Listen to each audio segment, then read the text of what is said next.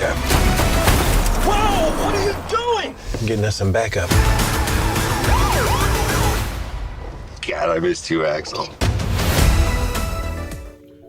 Hello everyone and welcome to another Real Rap Review.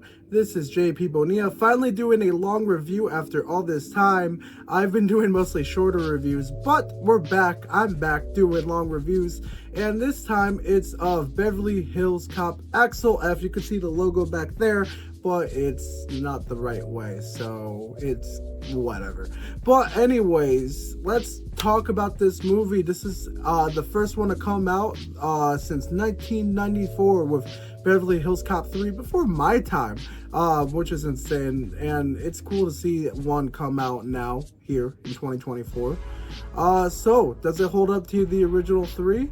So let me just say this, I have watched all of them. I really enjoyed 1 and 2 a lot, 3 not so much, but I think that's the general consensus of it. So yeah, where does Axel F hold up there?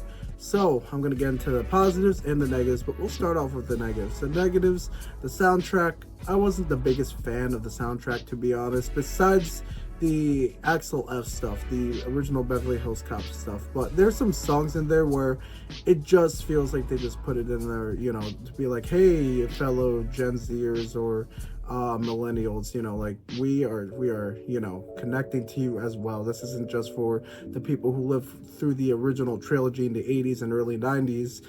This is for you too. But it felt like too much like that sometimes, and I wasn't really a fan of it. The new stuff, but the older stuff was really good, of course, because, you know, that score is always great.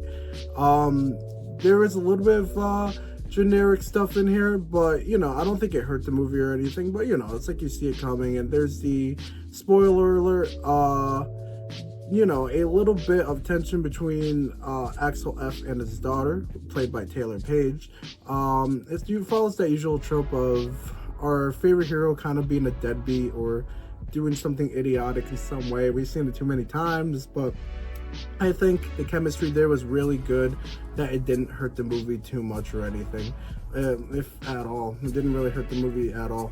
But, you know, it's just a minor nitpick there, to be honest. But yeah, anyways, let's get into the positives. The positives, it felt like an 80s film outside of the soundtrack. I think it felt exactly what you expect out of a Beverly Hills Cop film. This is what you should expect, you know, the usual 80s villain, which was great.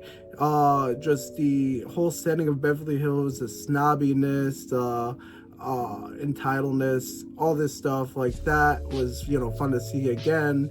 The casting of the film was really good. You know, you have the originals like Eddie Murphy, John Ashton, Judge Reinhold, like they all did great. Ashton and Reinhold weren't in the movie too much as Rosewood and Taggart. They weren't in there that much, but they did a great job with the limited time that they had. But of course, you know, Axel, Eddie Murphy does steal the show as Axel. And Taylor Page holds up her own, and she does a great job as well. She's a really good actress. I enjoy a lot of her work. And it was very nice to see Joseph Gordon-Levitt again. You know, I really enjoy a lot of the stuff he's in, like The Dark Knight Rises. G.I. Joe was really fun with him. That one movie, I think it was A Walk. I forgot what it was called, but the one where he walks from one building to another. You guys might know it. I totally forgot the name of it, but I enjoyed that movie too. There's a lot I enjoy from Joseph Gordon-Levitt. So it was nice to see him in a big franchise movie like this again, and he did a great job as the detective. I forgot his name, but he did a really good job here. And then, you know, the action, awesome. Kevin Bacon did a great job too. He played a police captain. I also forgot his name. Grant, Captain Grant. But yeah, you know, of course, like I said, there's some generic stuff here. Once you know who the villain is, like once you see them, like you're like, oh yeah, that's who we expected for sure. But it doesn't hurt the movie in any way. It's still a really fun time. I mean, it's also on Netflix too, so it's right in the comfort of your own home. That's another positive. Even though I like going to the movie theaters, it's still a positive thing, because it was just nice to see in my own home. But it would have been cool to see this in theaters as well. But yeah, I think they nailed it out of the park. The directing was good. Like I said, the story was pretty decent. Nothing amazing, but like Beverly Hills Cop, it hit all the beats the right way, and there was like a lot of good references to a lot of stuff too. There's a Shrek reference once you catch it. Spoiler, sorry. And then there's a couple references to Wesley Snipes as well. You'll catch those, but it's once you catch them, it's funny. But yeah, they did a great job bringing back all of the originals and making us feel like a Beverly Hills Cop movie, and making it just as good as the originals. Because like I said, there's a lot of films where it just doesn't hold up, like Coming to America, the recent one. People were excited for that, to see that whole cast again and all those characters again, and it was a little bit of a disappointment. So yeah, it was better than expected for me. And overall, I think I would give this a 3 out of 5 star rating. Pretty decent, pretty fun. I totally recommend it if you guys are a big fan of Beverly Hills Cop, or even a fan of just Eddie Murphy. It's fun. Anyways, guys, thank you for joining me in this Real Rap review. Up next, we're gonna have 2 other reviews that I'll be doing.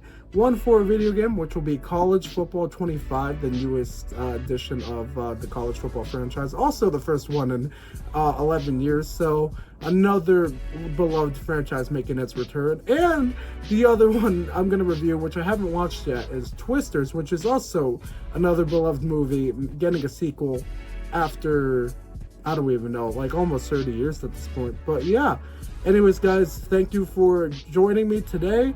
This has been JP Bonilla from Real Rap Entertainment. We'll see you next time on Real Rap Reviews.